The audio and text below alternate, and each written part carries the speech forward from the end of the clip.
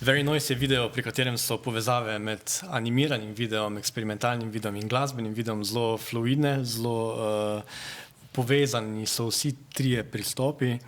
Gre pa za enega tistih videov, pri katerem ne veš zares, kaj si gledal.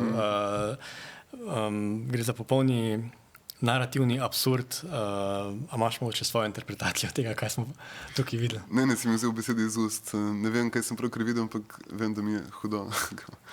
To je sicer delo trio francoskih režiserjev pod imenom Meat Department, ki so delali tudi za Mr. Oiza, tako da imajo že dosti uveljavljene povezave. In tudi gre, mislim, v eksperimentalnem filmu, kot sva že rekla, imamo dosti takih pristopov, ne, ki so antinarativni ali pa tukaj simbolni, absurdni, da nimaš več neke racionalne razlage, kaj se je zares zgodilo. Ampak v svetu glasbenega videa pa je tole spet precej odmeven izdelek, če pomislimo, da ima 3,7 milijona ogledov. Se ti zdi, da je ravno ta ekstremno absurdna nota tudi pomagala k temu, da je na tem neka privlačnost za širše občinstvo? Ja, definitivno. Pa mislim, da tudi, da vseeno obstaja že počasi nek ta trend tega absurda, tudi v smislu animacije, oziroma če že pogledamo Adult Swim produkcijo, ki ima tudi to serijo takih eksperimentalnih videospotov. Oni so celo delali za njih. Aha. So sodelovali z njimi, tako da je tudi ta povezava dejansko. Ja, ok, ker to je bila prva asociacija v bistvu in se mi zdi, da je danes tu že nek trend, ki mogoče malo bolj posega že na neko malo bolj mainstream oziroma robno produkcijo in je to tudi tako ful primer tega, se pravi, skozi to neko eksperimentalo, skozi ta absurd, skozi to glasbo, da v bistvu nastaja neka serija vznemirljivih podob, ki sem zelo prepričan, da če rečem, da si jih težko zamislimo, ne? Tako da je to čisto izven vsakršnih klišejev in neke oprijemljivosti, no? Tako da je samo po sebi, da to obstaja.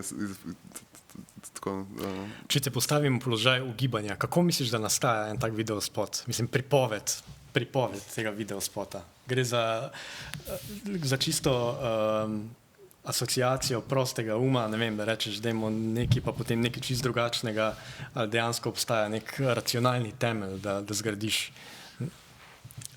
takšen video. Mislim, glede na to, da tak spot še vedno terja nek produkcijski proces, neko zasnovo. Še posebej v animiranem filmu, ne?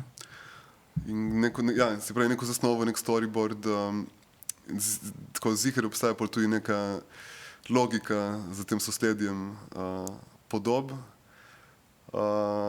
ampak težko rečem kaj, ampak mogoče gre tudi tukaj za neke stvari, s katerimi so že prej eksperimentirali, za neke modele ali pa za neke tehnike, s katerimi so se ti avtorji že prej spoznavali in so mogoče tukaj združili potem in najdli mogoče neko svojo notranjo linijo.